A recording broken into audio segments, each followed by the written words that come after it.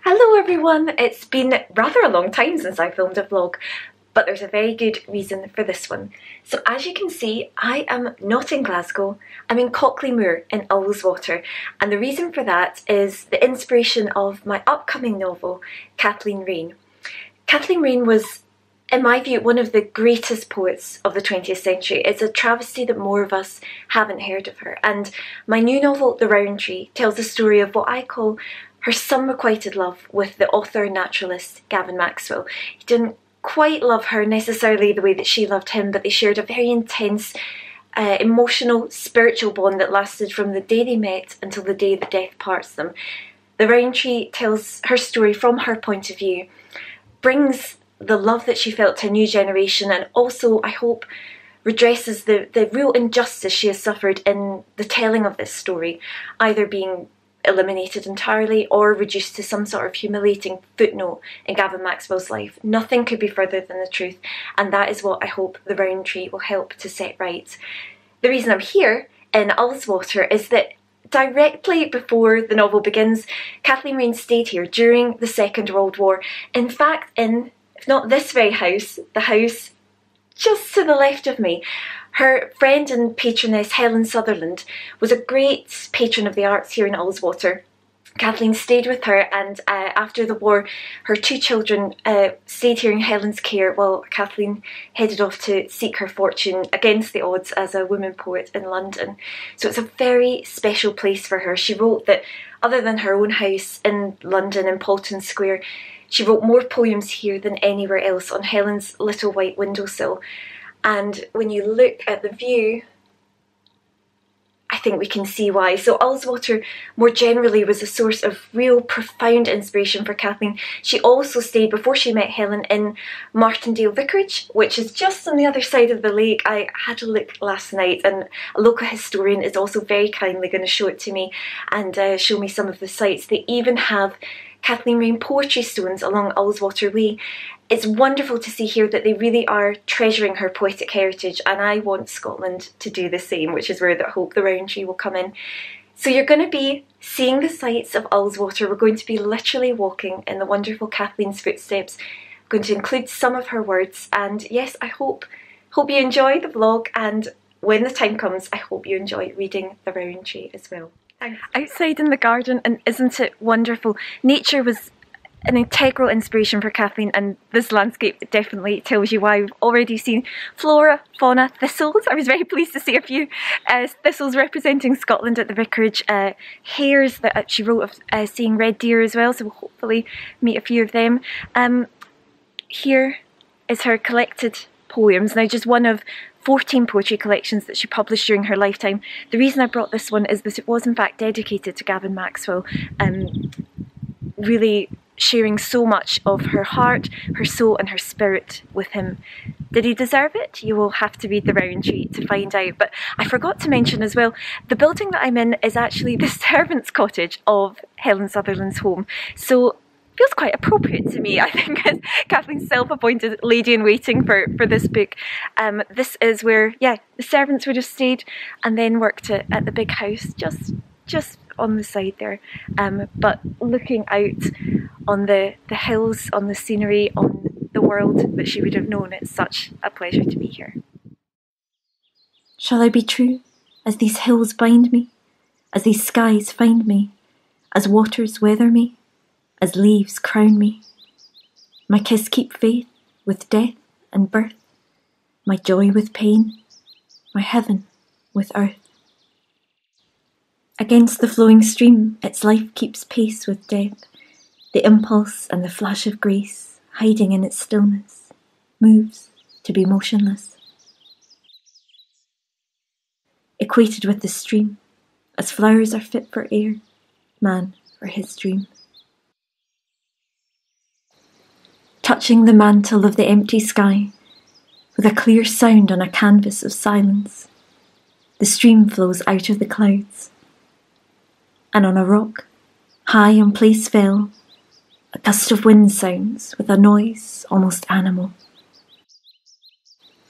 So much neither than stillness they speak to me. I have heard too much silence, listened too long to the mute sky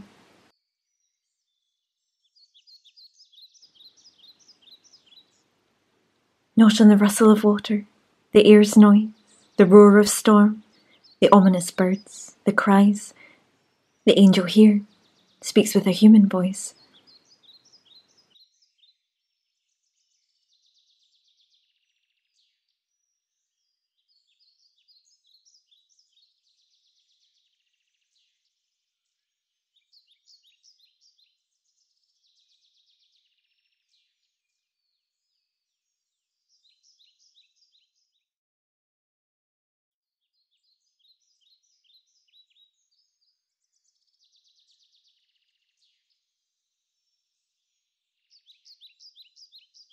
Stone into man must grow.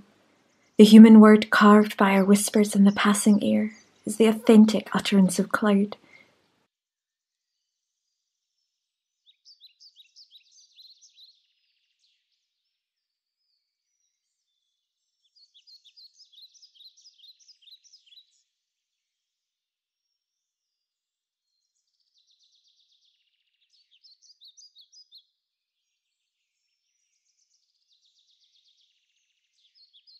The speech of flowing water, blowing wind, of silver moon and stunted juniper. Words say, waters flow, rocks weather, ferns wither, winds blow, times go. I write the sun's love, and the stars know.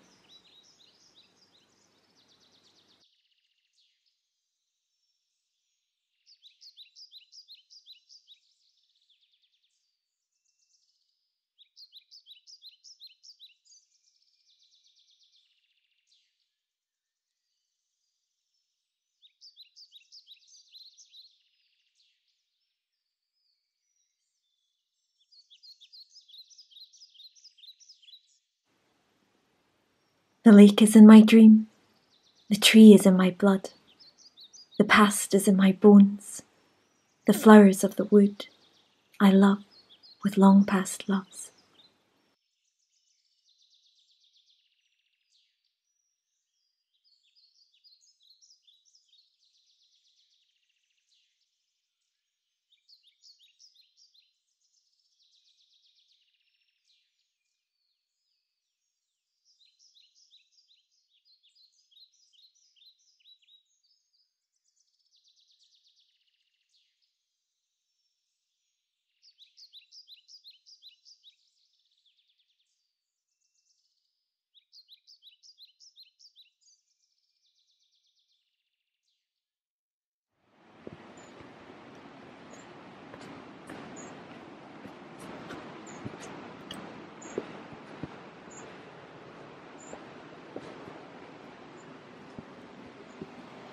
It is the fall, the eternal fall of water, of rock, of wounded birds and the wounded heart, the waterfall of freedom.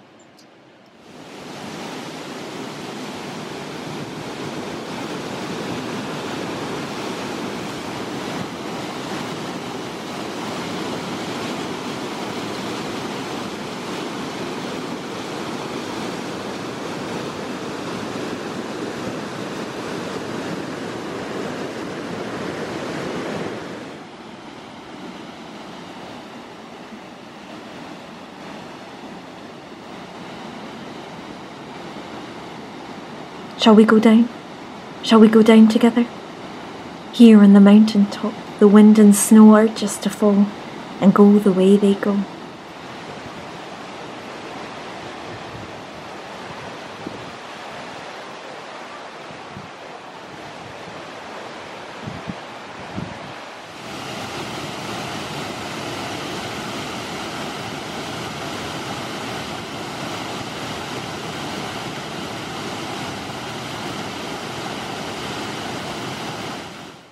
The way is clear, the end we shall not know.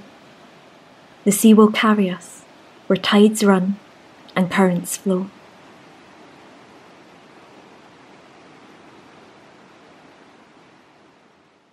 And because the Lake District wouldn't be the Lake District without a trip to Grasmere, I'm also here at Dove Cottage, home to the Wordsworths. It's especially appropriate. The Rowan Tree, I think Ullswater is the prelude to the Rowan Tree for Kathleen. That's a little Wordsworth in joke there. So very, very moved and heartened as ever. to come here.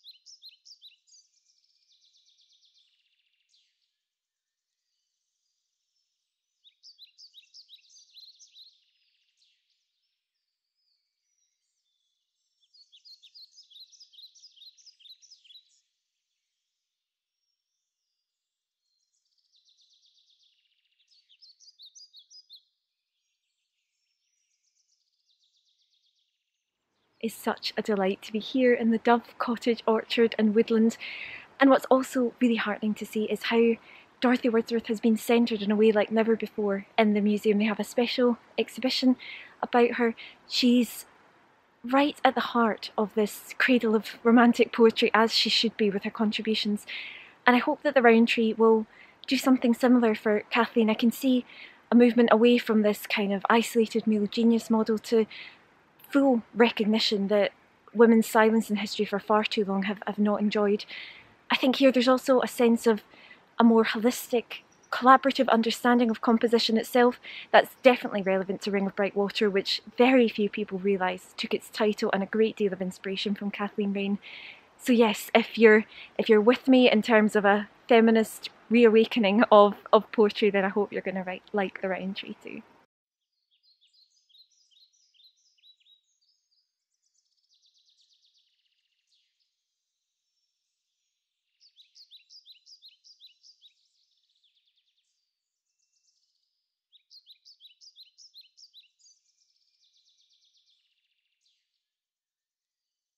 And even more exciting, in the gift shop I was asking about a novel about Dorothy Wordsworth that I'd read about in the exhibition, definitely adding to my to-read list.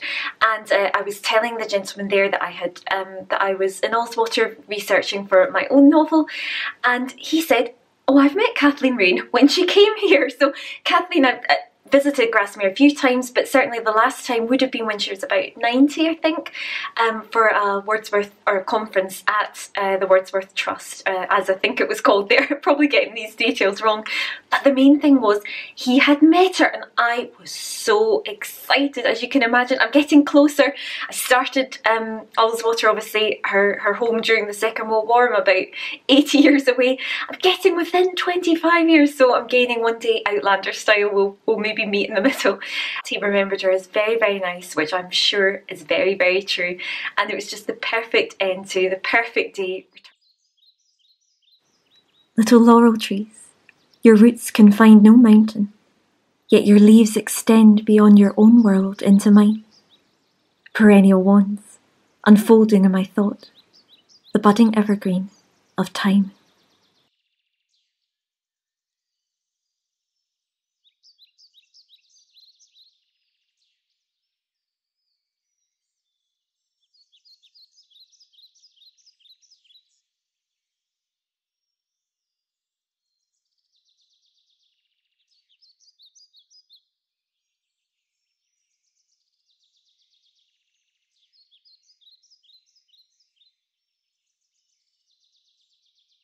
The turning spindles of the cells weave a slow forest over space.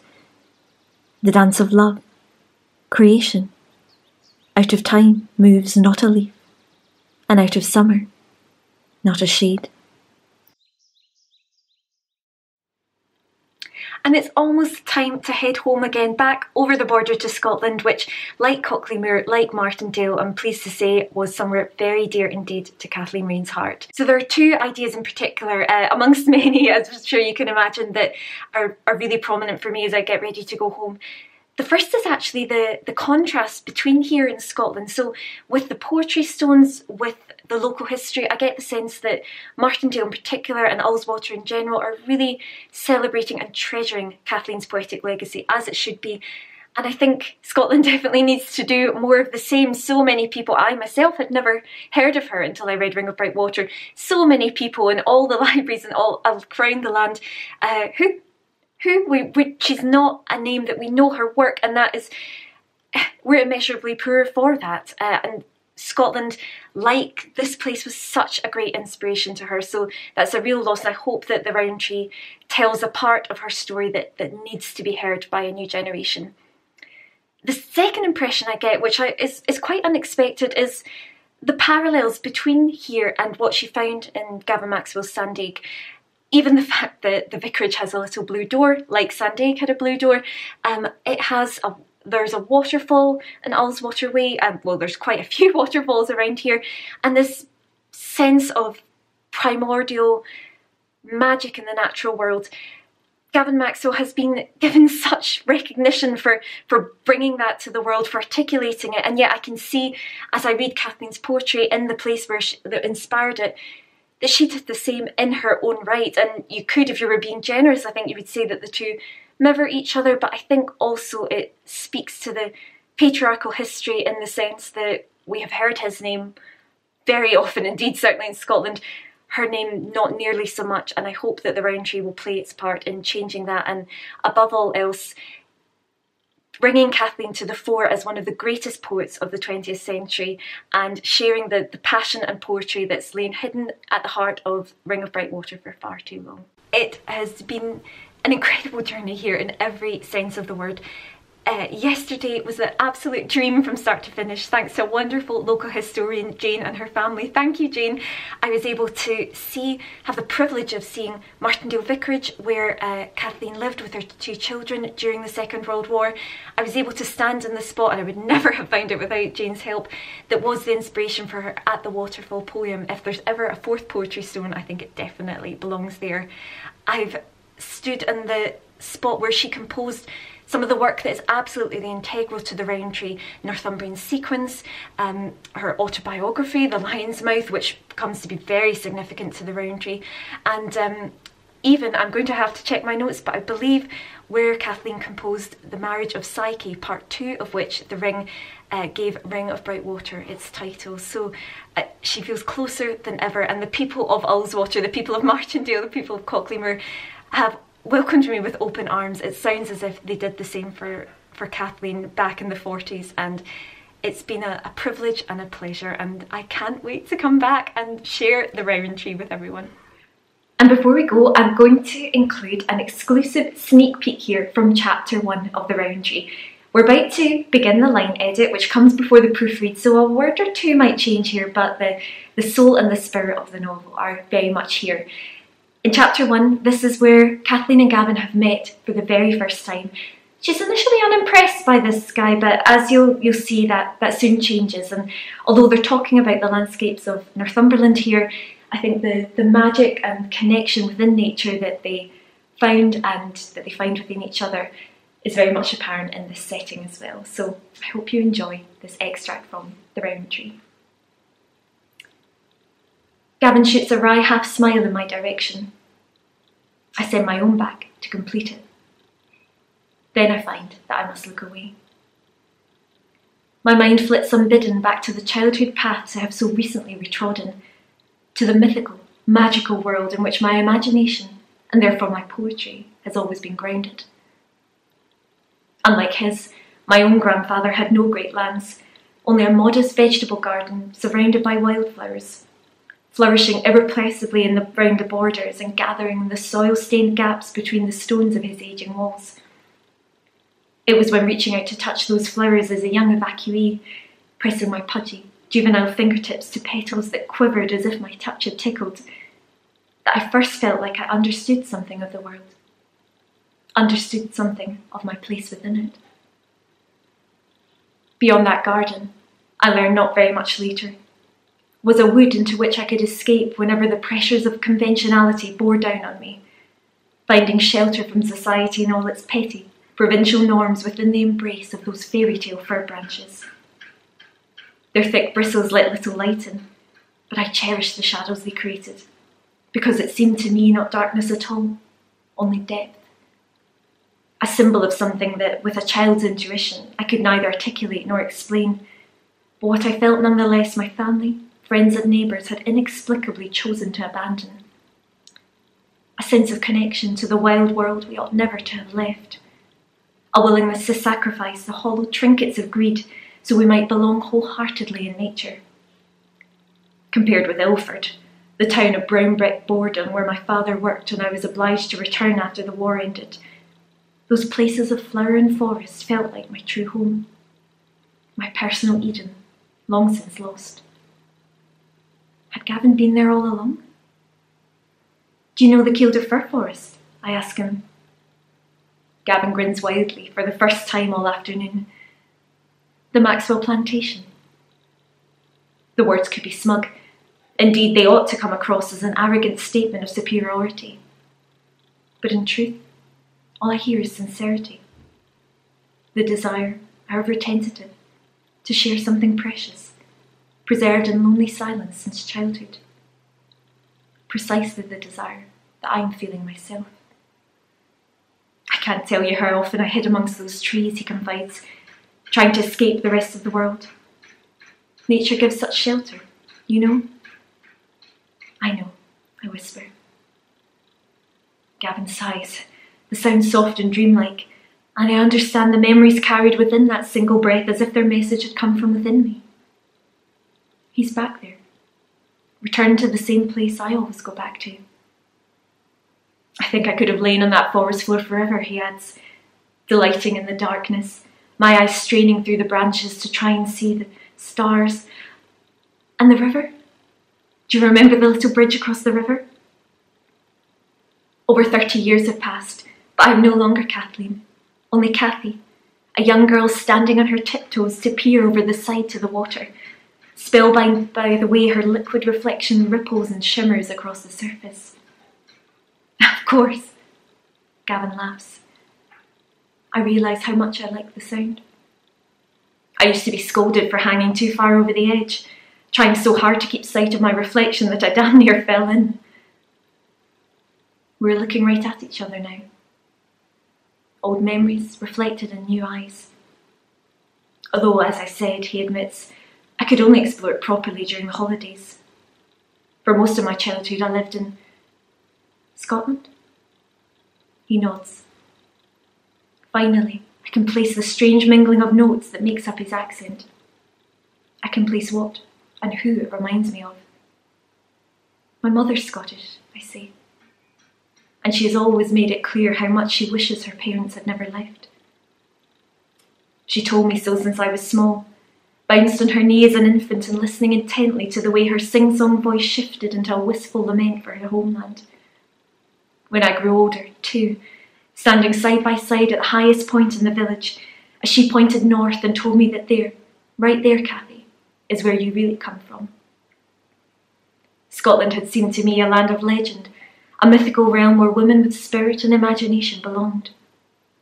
And yet, thrillingly, I could look upon it, the flowing indigo curves of the Cheviot Hills a mere 3 miles away from Kielder and the border, although it might as well have been 3,000 to little Kathy. The first psalm I memorised at Sunday school was number 121. I will lift up mine eyes unto the hills, from whence cometh my help. And I did, I tell Gavin. I spent hours looking to those hills.